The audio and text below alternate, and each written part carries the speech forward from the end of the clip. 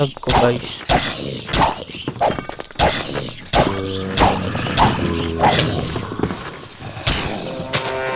Oh, oh, oh, oh, blood moon, blood moon, blood moon, blood moon.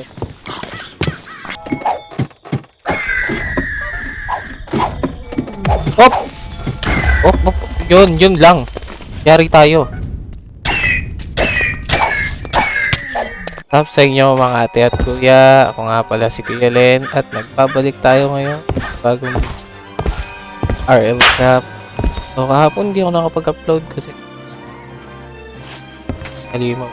So guys, nagkaroon ako dito ng di nasahang mic problem kaya i-voice over ko na lang. So, okay. So sinasabi ko nga dito na hindi ako nakapag-upload kahapon kasi may ginagawa akong importante si kuya nyo. Kaya pagpasensya nyo, yung mahaba tong video na to na gagawin ko. I-upload ko ngayon kaya sana makabawi ako kahit papaano dito. Tapos dito makikita nyo sa part na to guys, pinapakita ko lang yung bahay. Simple lang siya, underground kasi hindi rin ako magaling mag-build. Hindi na ako magaling maglaro, hindi pa ako magaling mag-build. So ito makikita nyo yung chest, naka-segregate na, inayos ko na off-cam yung mga yung mga items, yung mga loot na nakuha ko. Then makikita nyo dito, wala naman ibang chest pero naka-segregate na lahat yan. Maayos naman yan. Sobrang simple lang nito. Gumagawa ako, mahilig akong gumawa kasi ng mga underground base. Lalo na kung RL Corp pag-uusapan, delikado kasi. Tapos dito makikita nyo, madali lang din mag-teleport kasi malapit lang sa akin yung waystone. Literal na nasa tuktok ko lang. Ayan dali lang mag-teleport. Tapos minip pa dito kasi madaming bulaklak. Then may papakita ako sa inyo na na item na kailangan natin for this episode kasi this episode ang ang goal natin makakuha ng mga ice chunk tsaka items for cooling coil.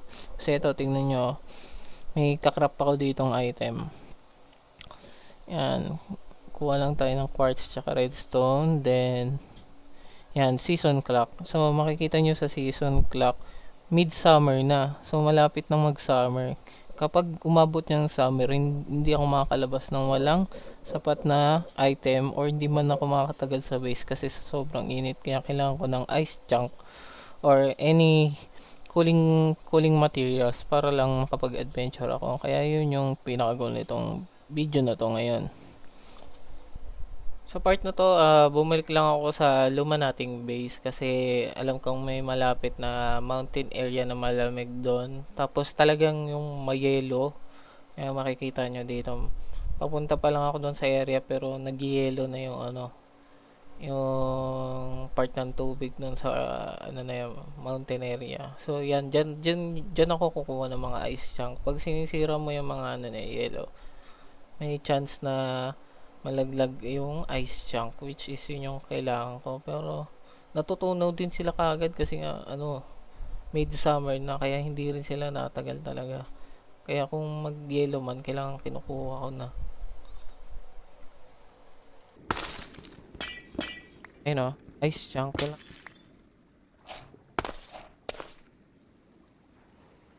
Ayun pwede ako gumawa ng armor gamit yung chunks which is gagamit ko pang labas.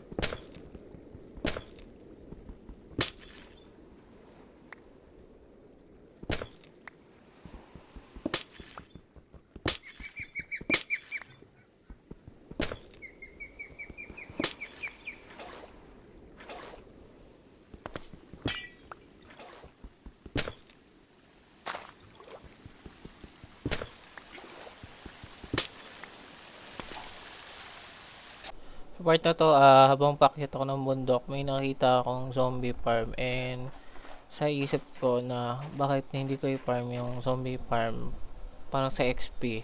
Imbis na maghanap ako ng ice chunk pa, ang inuna ko yung zombie farm. Kaya tignan nyo kung ano mangyari.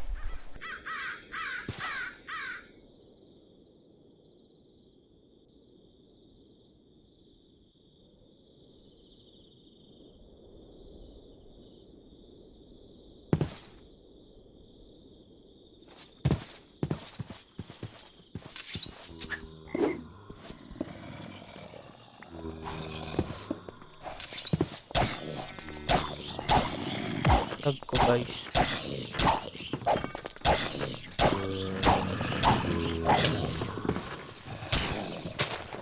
Oh, oh, oh, oh, blood moon, blood moon, blood moon, blood moon. Oh my, oh my, oh my. Tapos sumakto pang magkakaroon ng blood moon, di lalo ako kinabahan. Kaya mas bumaba yung Blood moon. survivability rate ko dito.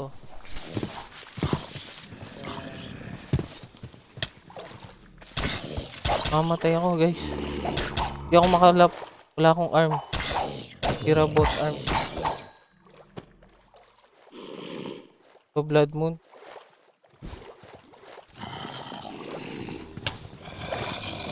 Blood moon, nag blood moon.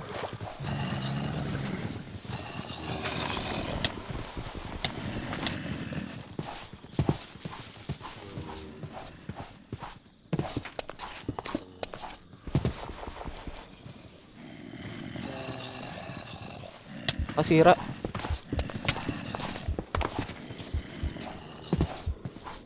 Mamamatay ako dito. Sorry. Blood moon. Pati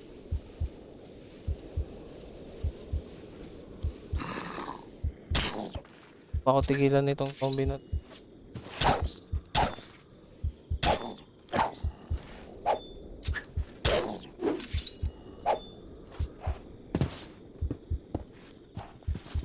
Ayan na, oh, sila. Ako tatagal dito. Ayun, may nakita pa nga ako Enderman. Ay. Tapos ito nga, hindi nga ako makalabas para balikan yung loot ko kasi nga may blood moon. Kapag may blood moon, tuloy-tuloy lang yung spawn ng mga mobs. Iba't ibang mobs yung nag-i-spawn bawat biome. Kaya lalo ko na trap. Buti na lang underground yung base ko. Yun ang nasa isip ko. Ala, nawala yung ano. Wala yung malakas.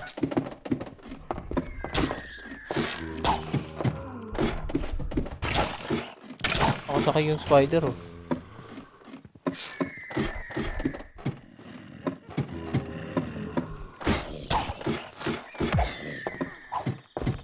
Ganda kong bababa sila.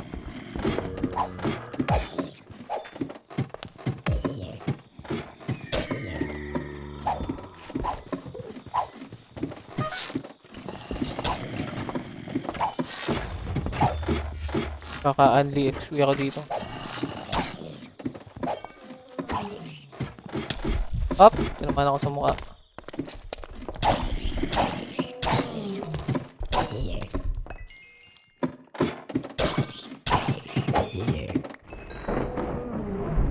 Idlat na guys.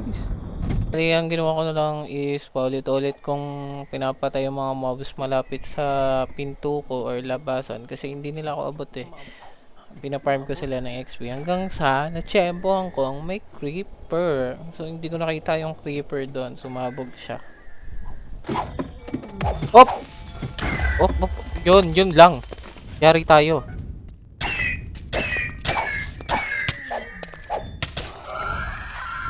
Lang, nasira yung base natin. Yung kinakatakot ko. Creeper na pumasok.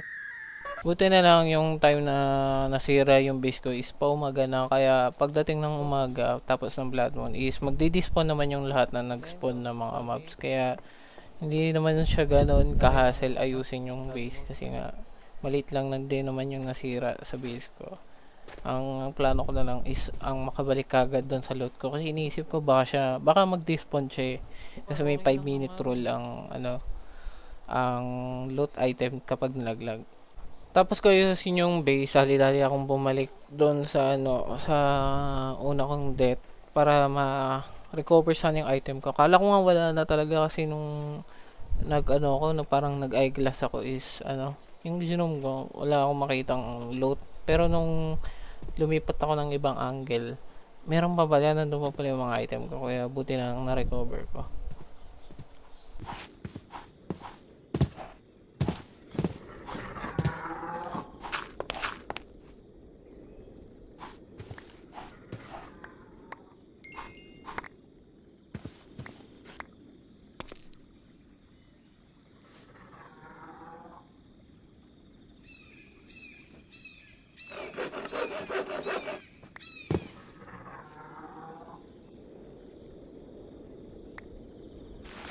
Yan, nandito. Alam niyo, ginawa ko pagtapos. Imbis na umuwi na para ibalik yung mga loot ko kasi baka mamatay ulit ako. Bumalik na naman ako doon sa zombie spawner. Nag-farm na naman ako hanggang sa yun na nga. Lumipad ako. Tapos bumaksak. Ayun. Patay na naman ang kuya nyo. Ako.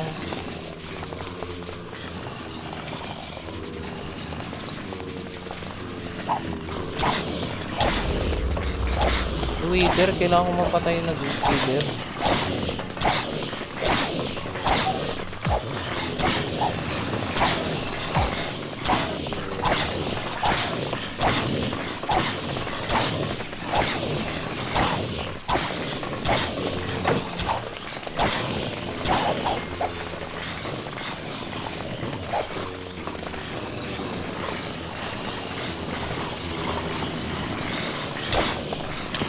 Oops. Ayun lang. Napatay ako ng zombie. Palipad niya ako tapos ano. Pagbalik ko, andun pa naman yung mga loot ko. Kaso ang problema, yung mga baby zombie, nakakainis yung baby mga zombie. Hindi sila nasusunog. Ewan ko bakit hindi sila nasusunog. Tapos dala-dala nila yung item ko. Kaya kada palo nila sa akin, ang half day. Kaya sa normal na palo lang ng walang item. Ang half day ng palo nila.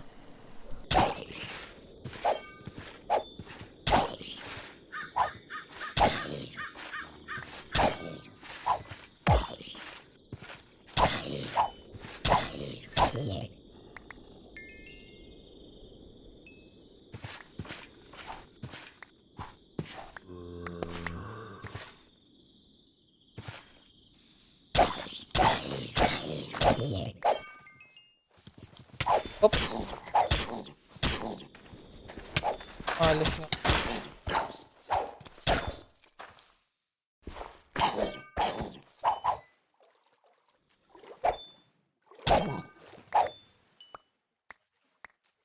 Pagkakuha ko ng lot ko, hindi na ako bumalik. Talagang umalis na ako kasi baka mamaya kung ano pa mangyari sa akin. Kasi may ano dun may malapit na parang purple something na liquid. Spawner kasi yun nag-i-spawn ng mga poison wala naman akong anti-poison na bubbles pa. So, hindi na ako nag-take risk. Actually, napatay pa nga ako ng demonyo nag-spawn doon. Hindi ko na lang dinagdag.